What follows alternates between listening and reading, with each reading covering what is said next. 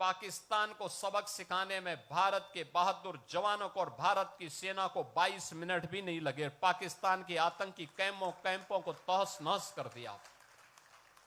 प्रधानमंत्री मोदी जी ने यही कहा था कि पुलवामा में जिसने भी दुस्साहस किया उसको इसकी कीमत चुकानी पड़ेगी। और फिर आपने देखा होगा इस बार भी पाकिस्तान चिल्ला चिल्ला के अमेरिका के पास पहुंच गया था।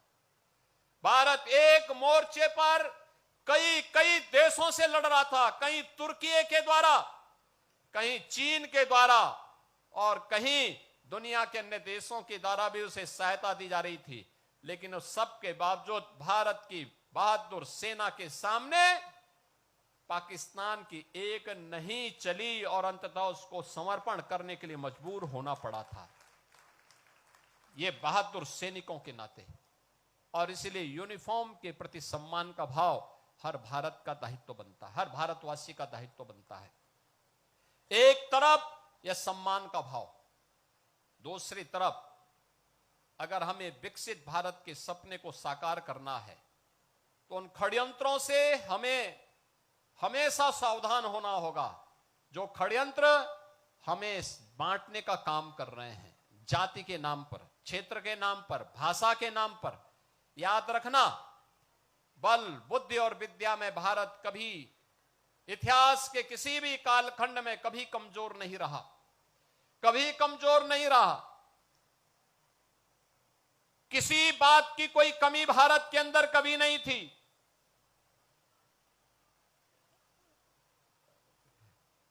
लेकिन जो लोग विकसित भारत नहीं चाहते, जो लोग समर्थ भारत नहीं चाहते, जो लोग सशक्त भारत नहीं चाहते, वे लोग भारत को जाति के नाम पर, क्षेत्र के नाम पर, भाषा के नाम पर, तमाम वादों के आधार पर बांट करके, सामाजिक ताने बाने को छिन्न भिन्न करके दुश्मन को प्रेरित और प्रोत्साहित करते हैं, दुश्मनों को प्रेरित और प्रोत्साहित करते हैं। उनकी सहानुभूति किसी गरीब के लिए नहीं है, उनकी सहानुभूति देश के लिए नहीं है, उनकी सहानुभूति उन लोगों के प्रति होती है जो घुसपैठिए के रूप में भारत के नागरिकों के हक पर डकैती डालने का काम कर रहे हैं। ये दृश्य आज देख रहे होंगे, ये दृश्य आज भी आप देख रहे होंगे। भारत के नागरिक को मताधिकार, संविधान प्रदत्त यह अधिकार प्राप्त हो, यह उनकी चिंता नहीं, लेकिन एक घुसपैठिए को प्राप्त हो, यह उनकी चिंता है। और ये वही लोग हैं जब सत्ता में आते हैं परिवारवाद चलाते हैं और जातिवाद का सहारा लेकर के सामाजिक ताने बाने को छिन्न भिन्न करने का काम भी करते हैं।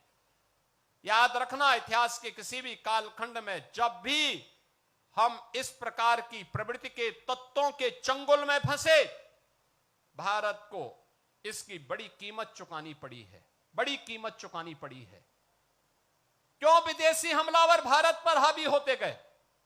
ऐसा नहीं कि हमारे पास योद्धाओं की कमी रही हो, हमारे पास बल या बुद्धि या वैभव की कमी किसी स्तर पर रही हो।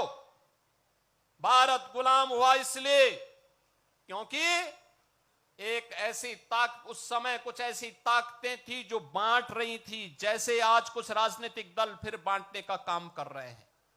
ये विभाजन हमारी कमजोरी का कारण था, इस विभाजन से फिर से बचने की आवश्यकता है।